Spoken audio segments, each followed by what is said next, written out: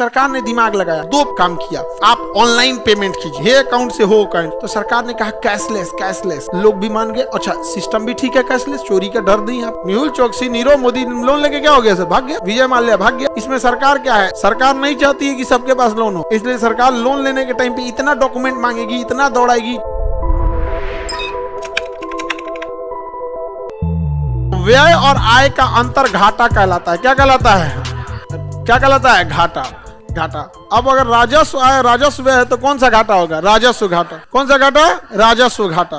तो कौन सा घाटा होगा बाबू इसमें, राजस्व घाटा। कौन सा घाटा, राजस्व घाटा। समझ में आ गया कि नहीं आ गया, राजस्व घाटा कहलाता है। तो दो तीन चीजें समझना, एक होता है आय, दो तरह का होता है, एक होता है राजस्व आय। कौन सा है, राजस्व आय, राजस्व आय। और एक होता है पूंजीगत आय, पूंजीगत आय, पूंजीगत आय। देखो राजस्व आय उससे होता है, इसमें कोई भी प्रकार की देनदारी नहीं होती है, देनदारी नहीं होती है। सरकार आपको ये पैसा लौटाती नहीं है। जैसे सरकार के ट्रेन में घूम दिए, उसका टिकट का पैसा राजस्व आय हो गया। सरकार के चीज का इस्तेमाल किए, जैसे सरकार से पेट्रोल भरवाए, सरकार से गैस कनेक्शन लिए, सरकार से जमीन खरीदे, तो ये सब कैसा आता है, राजस्व आय। इसे सरकार लौटाती नहीं है। और एक होता है पूंजीगत आय, जिसमें सरकार को लौटाना होता है, अतः उसमें देनदारी होती है। क्या होती है, देनदारी होती है, सरकार को लौटाना होता है। जैसे बैंक में रखा हमारा पैसा सरकार यूज कर रही है, बैंक में हमारा पैसा कौन यूज कर रही है, सरकार, लेकिन सरकार को एक ना एक दिन लौटाना है। तो सरकार ने दिमाग लगाया, ऐसा कांड करते हैं ना कि पैसवा ही निकलबे कोई नहीं करे, ऐसा कांड करेंगे कि कोई पैसवे ना निकाले। तो सरकार ने दो काम किया, एक किया कि आप ऑनलाइन पेमेंट कीजिए, ऑनलाइन, हे अकाउंट से हो अकाउंट। एन्ने उन्ने कूदते रहिए, सरकार के पास न रहेगा। जब तक घसकाएंगे नहीं कैश तब तक निकलेगा नहीं। अब हे जेब से पैसा हे जेब में रख लेंगे तो क्या दिक्कत है। तो सरकार ने कहा कैशलेस कैशलेस, लोग भी मान गए। अच्छा सिस्टम भी ठीक है, कैशलेस, चोरी का डर नहीं यहाँ पे। उसके बाद कहा कि एटीएम से देर पैसा निकालेंगे तो फाइन लगा देंगे। समझ में आ गया कि नहीं, फाइन लगाने लगता है यहाँ पे। तो ये सरकार, तो इससे अच्छा है सरकार के पास बैंक में पैसा रहेगा, सरकार उस पैसे से लोन देगी और फिर मेहुल चोकसी लेके उस लोन को भाग जाएगा। मेहुल चोकसी, नीरव मोदी लोन लेके क्या हो गया सर, भाग गया सर। विजय माल्या भाग गया।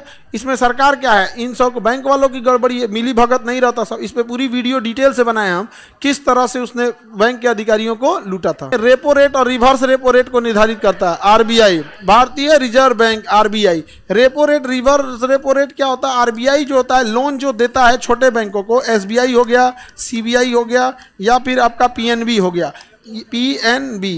बताइए अगर इन्हें लोन चाहिए तो किस रेट पे लोन लेंगे, हाँ, रेपो रेट, रेपो रेट। अब ध्यान से समझो, ध्यान से यहाँ पर, इनके पास अगर पैसा ज्यादा हो गया, इनके पास अगर पैसा ज्यादा हो गया तो मार्केट में ढरका देंगे सर। किस में ढरका देंगे, मार्केट में। जहां मार्केट में गया लोग उड़ने लगेंगे पैसा। तो आरबीआई कहती है ज्यादा पैसा मार्केट में मत दो, ज्यादा मत दो, लोग उड़ने लगेंगे, मेरे पास वापस जमा कर दो। तो कहता हमरा का मिलतो, तो क्या ब्याज देंगे, रिवर्स रेपो रेट। क्या पूछेंगे, रिवर्स रेपो। क्या देंगे, रिवर्स रेपो। सरकार नहीं चाहती है कि सबके पास लोन हो, पैसा किसी के पास पैसा नहीं है, इससे ज्यादा समस्या है, पैसा आने की वजह उड़ने लगता है। तो समझे, इसलिए सरकार लोन लेने के टाइम पे इतना डॉक्यूमेंट मांगेगी, इतना दौड़ाएगी, चप्पल घिसवा देगी ताकि आपको लोन ना मिले। तो ऐसे ही लोगों को लोन मिले जो सच में उसके लिए क्या है, भागीदार, मतलब उतने जानकार रहते हैं।